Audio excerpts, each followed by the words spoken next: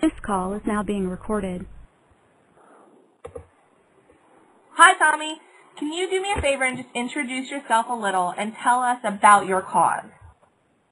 Yeah. Well, my name is Tommy Whitelaw, and I live in Glasgow in Scotland, and I care full-time for my mum, Joan, who is 72 and has vascular dementia.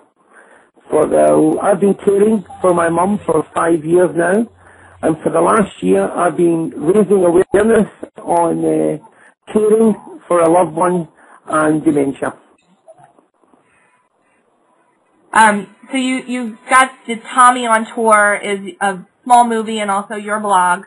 What has inspired you to embrace this mission to provide the awareness? Is it your mother? Is there other factors? Well, I think it's like anything. You don't plan your life that you're going to have to be caring for someone at some point. And my mum, we realised that my mum needed care, and I decided to take some time off work to care for her, and that's resulted in me being her long-time carer. The result of that was that I felt very isolated and lonely in doing that, and I wanted to find out how others managed. And sadly, I find that many people struggle to do this, to get the best possible advice and help. And I'm trying to raise awareness so that people can understand what it's like when your life changes, and when the life of someone you love changes, and that changes your life. And I'm trying to make people understand what all that brings to people. So tell me a little bit about the tour you're on. It sounds like you're going around Scotland trying to raise awareness. What have you done, and where have you been, and how's it been going? Yeah, I used to, my previous life I toured. I spent quite a lot of time in North America. I toured with bands. And this is my version of what I used to do. I'm doing a tour by foot. I did a walk around Scotland last year. And that's led to me, I get 22 hours free time a week from caring for my mum. And I then go out and I go to carer groups or residential care places or events, and I speak about life caring for my mum, and I show the short film that I made. And the reason is, my campaign is I've asked people to write to me and share their experiences, good or bad. Tell me how their life has changed and what life is like caring for them. And at the end of my campaign last year, I took all the letters I received and handed them over to our Scottish Government. And my campaign has just continued to grow since then. People write to me and they send me, I call it life stories, I call them love stories, because that's why we care for someone. We care for them because we love them. So what have you learned through the caregivers that you've connected with?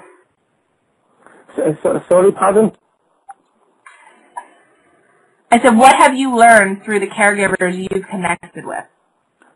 Well, I've learned that many people do this, and they do it because they do it because they love someone. But many people become very lonely and isolated doing it. Well, once you become someone, later on in life, with an illness such as dementia, you begin to get isolated from your social life, from your friends, and it takes away confidence in many ways. And then in my life for a couple of years, the only people I had contact with were nurses or hospitals or doctors discussing my mum's care.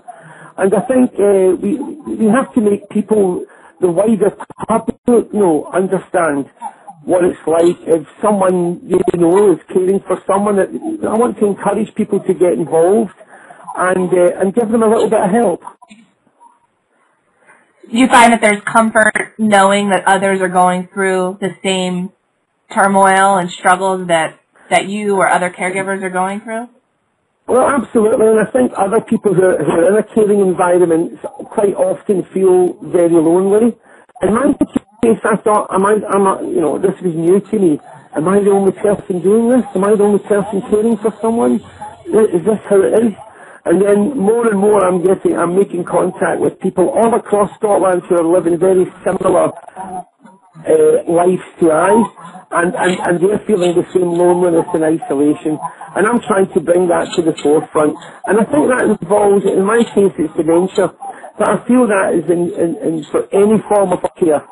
I think for the older generation, we have to celebrate them, we have to respect them, and we have to understand the life they've led and the life of the families who are trying to care for them. So what advice would you give for somebody who's caring with a loved one with Alzheimer's or dementia, especially, when they first start out caregiving for them? Well, the best advice, and it's a mistake I made, is try and find people. I understand that I've looked into the assisted care over there. Find an organisation who's set up and equipped. Don't be afraid to ask for help, and don't be afraid to ask questions. I think many people think if I ask questions, people think I can't cope. I think find out what help's available. Join hands with good, recognised groups or organisations who are committed to supplying good care, and don't be afraid to ask for help, because I feel sometimes if you don't ask, you end up reaching a point of crisis when maybe you ask for help beforehand, you might not have reached that. And me being a Scottish man, I found it difficult to ask for help. But now I understand that I need help. In order to care for my mum, I need advice and I need help in order to do the best job of that. So what would you say, is there a way for society as a whole to make a difference? Well, absolutely. I feel in Scotland and the UK here that in the case of dementia, it's quite taboo sometimes. I think the numbers across the world of dementia are increasing, and I think we have to bring it to the forefront, and all aspects of caring for the older people. I think it has to be brought to the forefront. We have to discuss amongst each other the best ways of improving it. But mostly we have to ask the people who are in a caring position. We have to work with them and find out what would make your life easier.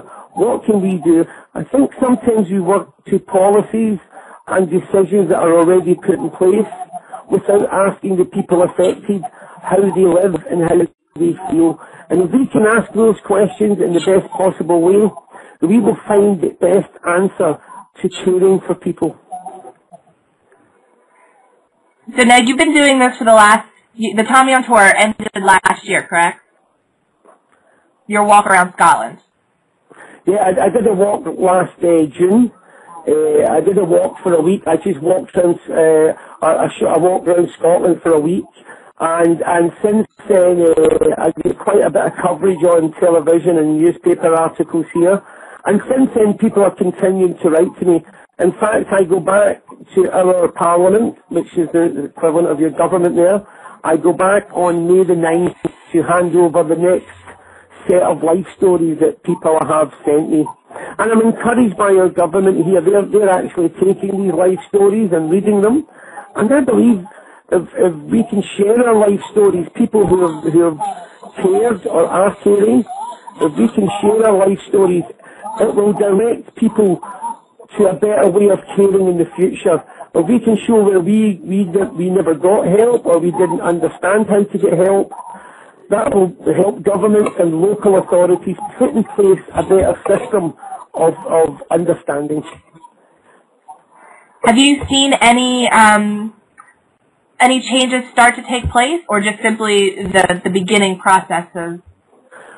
Well, dementia, we have dementia. We have great organisations here who are working hard. But I think with all aspects of life, there's many people vying to get their needs looked at. But I think that with dementia, the numbers are increasing.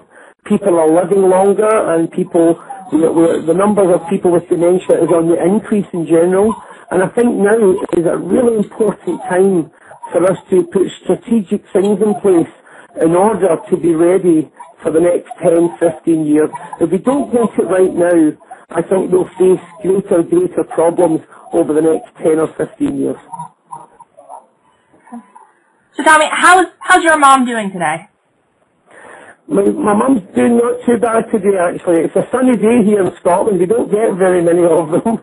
And we sat out in the garden, but my mum's just sitting here. She's just sitting having a wee look at me, wondering what I'm up to on the phone. But she's doing okay. I've been, you know, with dementia being a long term, and, you know, we have no cure for dementia. We take each day. But today's been a good day. I'm thankful for today. Today's been a peaceful and good day. The sun is shining, and my mum's sitting with a big smile at me, and I'm happy for that. That's great. How are you doing? I'm okay. I think like anything, I have my good days and bad days, and that's all determined by how my mum is. You know, dementia is a really difficult process of. You know, I've always said the greatness of, in my case, the greatness of my mum, and dementia's fighting to do its best to take that away, to take away my mum's awareness and her abilities and her memories. And my days depend on my mum. You know, if my mum's getting through the day the best she can, then I get through the day the best I can. But, you know, we wake up every day and we see what dementia brings, and we try and deal with it. I'm still learning. I'm every day. You know, I think caring for someone, and you know, with something like dementia, just when you think you're getting the hang of it, the illness changes. It moves everything a little bit. You know, moves it to the right, and you've got to readjust, dust yourself down, and think, well, it's going to be like this from now on. And just as you've got the hang of that, it changes again. So you've got to keep actively adjusting your life. Since you've been doing this awareness campaign, are you finding support in that in itself, or do you look to outside sources to build your support system? Yeah, well, I'm learning as well. You know, there's one great thing about this campaign is, and I believe that we all would like, in all aspects of life, we would like better things in place to help us. But there's a great tragedy of good things that are there that people aren't aware of, and I think we have to be careful. And what I'm trying to do is, if I find a good service or people doing good work, I try and make people aware of it, because I think there's a tragedy of help that's not available, but there's just as big a tragedy of help that is available but you don't know about it. And I think we should try and promote good service, good practice, to encourage people to come and get that help, and get help that they deserve.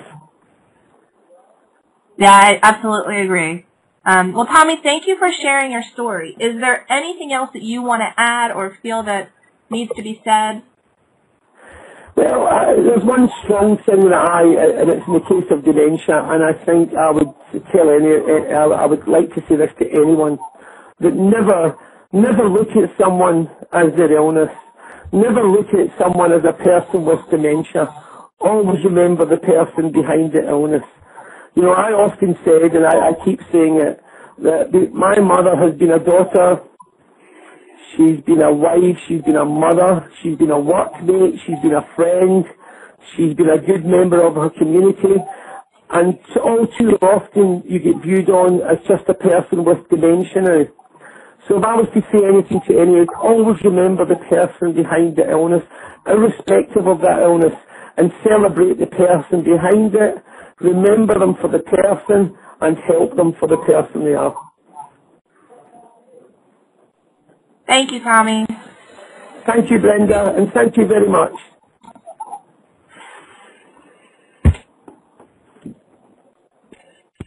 Oh.